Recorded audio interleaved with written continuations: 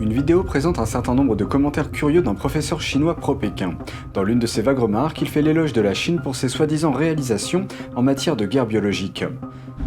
Un site web met en lumière les liens entre le laboratoire de virologie de Wuhan et le Parti communiste chinois, alors que beaucoup s'interrogent sur la profondeur de ces liens et que d'autres spéculent sur les origines de la pandémie. De nouvelles données montrent que les États-Unis importent maintenant beaucoup moins en provenance de Chine. C'est une forte baisse par rapport à avant le début de la pandémie, en grande partie en raison des tarifs douaniers américains sur le pays. Bienvenue dans Regard sur la Chine, je suis Vladian Huitens. Des internautes réclament des réponses après qu'une vidéo diffusée sur les réseaux sociaux a déclenché une controverse en ligne. Dans cette vidéo, un professeur chinois pro-Pékin fait un certain nombre de commentaires voilés et curieux, faisant l'éloge de ce qu'il appelle les réalisations de la Chine en 2020 en matière de guerre biologique. Des remarques curieuses faites par un professeur chinois font sourciller les internautes. Dans une vidéo, il fait l'éloge de ce qu'il appelle les réalisations de la Chine en matière de guerre biologique. Chen Ping est professeur d'économie dans une université chinoise renommée. Il a été applaudi par les médias d'État chinois pour ses remarques en faveur de Pékin et a été surnommé le guerrier anti-américain. Sa dernière controverse est liée à une vidéo YouTube publiée au début de l'année. China's success in winning the trade war, technology war, and especially biological warfare in 2020 is unprecedented in history.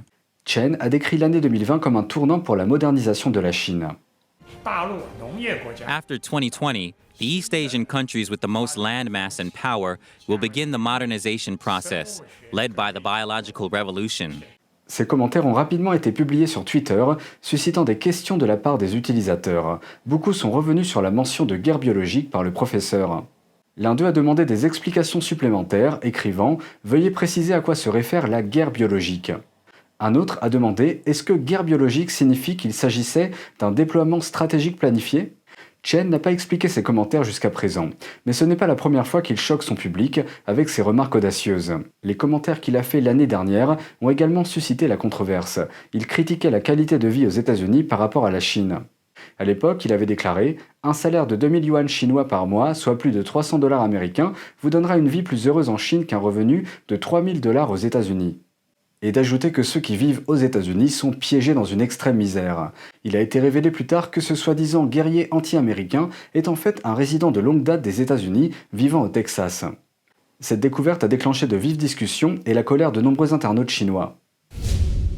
Dans quelle mesure le laboratoire de virologie de Wuhan est-il lié au Parti communiste chinois? De plus en plus de personnes se demandent si le virus du PCC a réellement fui de l'Institut de virologie de Wuhan. Et les gens s'intéressent aussi de plus en plus aux liens entre le laboratoire et le régime totalitaire.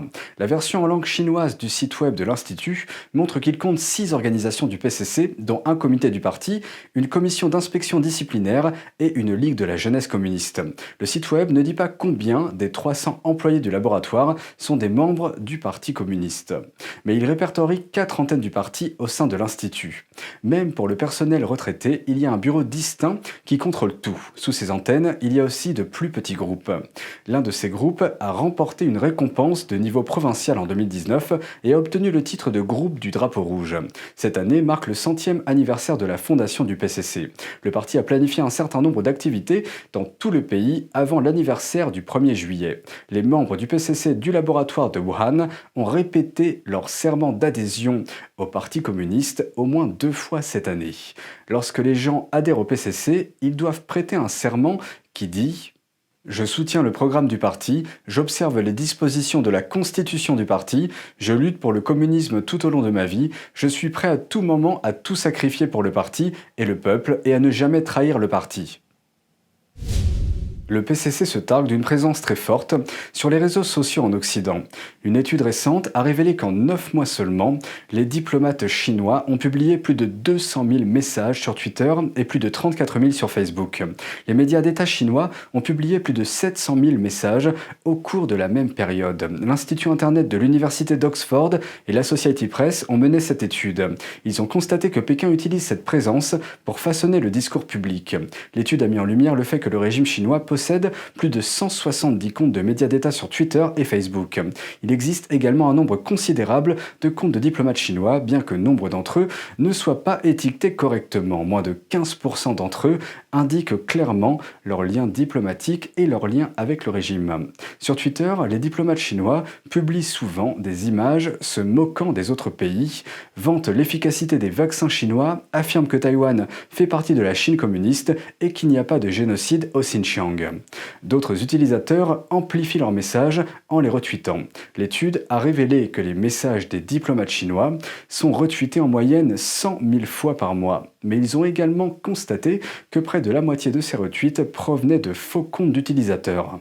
À la lumière de ces résultats, l'étude indique que le régime chinois a considérablement étendu ses efforts de diplomatie publique afin de renforcer sa réputation dans les affaires mondiales et les événements actuels. Un nombre croissant d'entreprises chinoises sont cotées sur les marchés boursiers américains.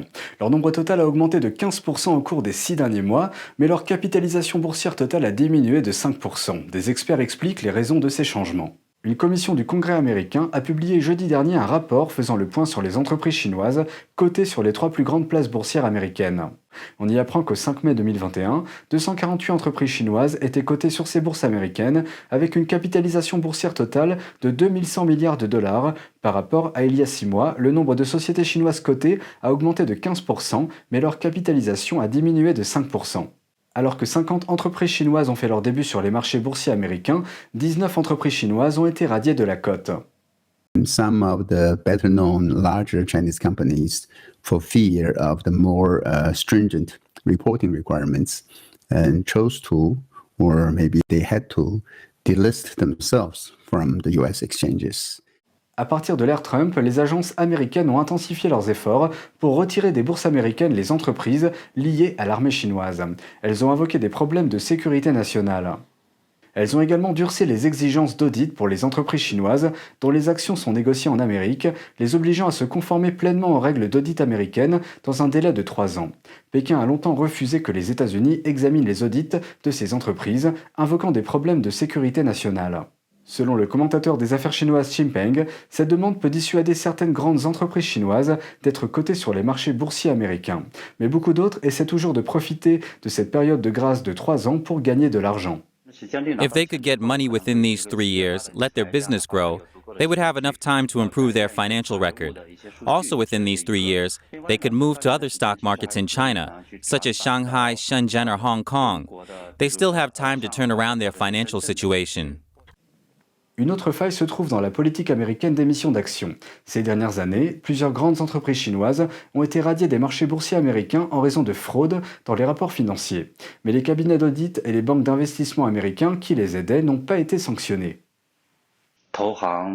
Those American companies, including investment banks, auditing, or accounting firms, still keep on helping bring those Chinese companies they are involved with to the U.S. stock market because they can make money. As to the potential losses of American investors due to fraud, they won't be held responsible for it anyway. Le rapport du Congrès avertit que l'investissement dans les entreprises chinoises peut comporter plusieurs risques, notamment un manque de transparence, des problèmes de capacité juridique et des risques pour la sécurité nationale. De nouvelles données montrent que les États-Unis importent beaucoup moins de marchandises de Chine en raison des droits de douane. Ceci comparé aux données d'avant la pandémie.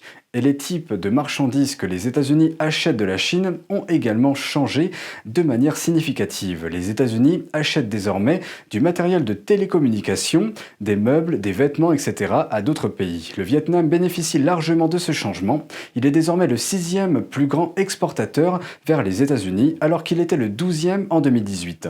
Les tarifs douaniers américains ont frappé le plus durement les équipements de télécommunication et les accessoires informatiques chinois. Une analyse du Wall Street Journal montre que les importations de ces deux produits ont chuté d'environ 15 milliards de dollars par rapport à leur pic de 2018. Malgré tout, la Chine reste le premier fournisseur des États-Unis et les importations d'articles non tarifés en provenance de Chine ont augmenté ces derniers mois, et ce malgré une baisse globale du commerce due à la pandémie. Adam Slater, économiste principal pour Oxford Economics, déclare « Les effets de la pandémie commencent à s'estomper, mais l'impact à plus long terme de la guerre commerciale demeure. » La guerre commerciale a poussé Pékin à imposer des droits de douane à tour de rôle. Bien que les entreprises américaines en supportent généralement les coûts, les usines chinoises risquent de perdre leur clientèle au profit d'usines rivales dans des pays comme le Vietnam, la Malaisie et le Mexique. La guerre commerciale a également porté un coup dur aux ambitions de Pékin de devenir le leader des technologies de fabrication avancées telles que les semi-conducteurs et les véhicules électriques. NTD TV vous propose chaque jour 1 heure de programme en français à la télévision, accessible gratuitement sur Orange 548, Free 799, Bouygues 802 et SFR 921.